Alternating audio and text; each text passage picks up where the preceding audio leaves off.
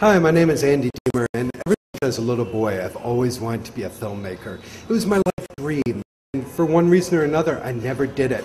And then, about 5 years ago in a bar, I ran into Lloyd Kaufman. And you know who he is, right? He made one of the greatest trash films of all time, The Toxic Avenger. It's a monster movie from the 1980s about a horribly disfigured superhero of superhuman size and strength. It's strange, funny, violent, and brilliant. It oozes with radioactive goo. When I saw it at 13, I thought it was the greatest film of all time. It led to sequels, stage musicals, cartoons, comics, toys. It was one of Peter Jackson's favorite films of all time. Maybe you saw Grindhouse. Well, that was a tribute to this film. So what's Lloyd Kaufman doing at a bar in Nashville? Why is he too broke to pay for a round of drinks? And why has he asked me to drive him around? Because he can't afford a cab. Well, ever since The Toxic Avenger, Lloyd Kaufman has been trying to live up to that greatness again, putting out trash like Redneck Zombies or Stuffed Stephanie in the Incinerator. These are awful movies made on shoestring budgets. They're goofy, rude, stupid, very fun films for horny, stoned teenagers. They're so bad, they're good.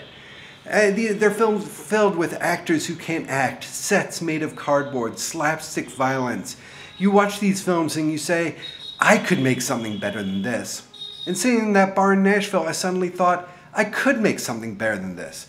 Even though I've never been on a film set before, I could help Lloyd Kaufman. I could help him return to the great heights of The Toxic Avenger. So I buy another round of beers and he tells me about his great impossible dream project. It's a chicken zombie musical he's been trying to get off the ground. A chicken zombie musical. It's called Poultrygeist, Night of the Chicken Dead. I think to myself, this sounds like the worst movie he'll ever make. But as we get drunker, it sounds better, and we end up agreeing to make it together. Frankly, I'm picturing the fame, the fortune, the fulfillment of a lifetime dream. Plus, I'm going to get to work with my childhood hero, Lloyd Kaufman. This is going to be the greatest experience of my life. Better than that, this is going to be fun. Although he didn't have any money. So we decided to film in Buffalo, which at the time was a bankrupt city on the brink of disaster. We found this abandoned McDonald's to film in. This McDonald's. Locals told us the neighborhood wasn't safe. It was dangerous. We'd be murdered. But it was the best we could afford. We also couldn't afford a real cast or crew. But we needed hundreds of actors, costume people, effects. Fortunately, Kaufman's fans are like religious, fanatical devotees. They even get tattoos. Tattoos like these.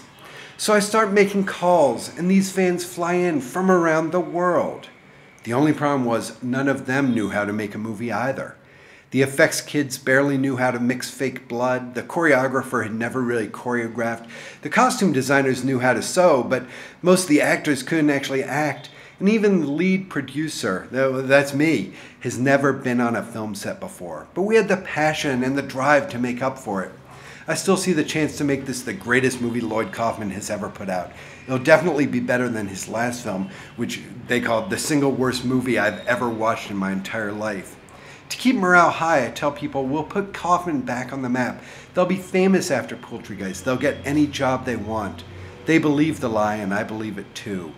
We have to believe in something. Most of the crew is sleeping on the floor of an abandoned church. I'm the producer, so I get to live the high life. I share a bedroom with 5 other people. We're eating stale bread stolen from the trash of local bakeries, but everyone's working hard trying to learn to make a movie as fast as they can. The production becomes like a sweatshop, with hundreds of Kaufman's groupies molding zombie body parts, learning dance routines, building sets through the night. Even with the utter lack of experience, we were moving forward. And then things start going wrong. Sets fall apart in the humid Buffalo air. The special effects don't work.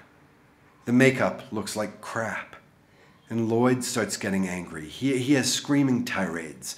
But I'm not sure what to do. We can't afford to pay any professionals. We can't even afford to pay amateurs.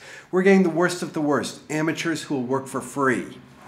Like this actor, halfway through the film, he came back and said he wanted some money. We didn't have any money, so he quit. So instead, we bought a wig, slapped it on this other actor, and bodyguard, and he played the rest of the role. Every new setback or disaster just called for some rushed, frantic improvisation. After one stunt went horribly wrong, I was rushed to the hospital, stitched up by doctors, and rushed back to set.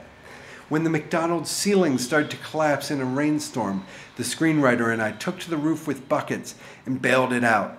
With no sleep, no money, no experience, it was this daily horrible struggle. But there was something wonderful about it too. Here we were, 500 strangers, fighting pain and stress and incompetence to make a trashy chicken zombie musical, all because of our shared love of Lloyd Kaufman and trash. That shared love kept us moving ahead through every trial. We could still make a great movie, but to be perfectly honest, I'd given up hope of this being a great movie. There were too many distractions. Actors were mugged on set.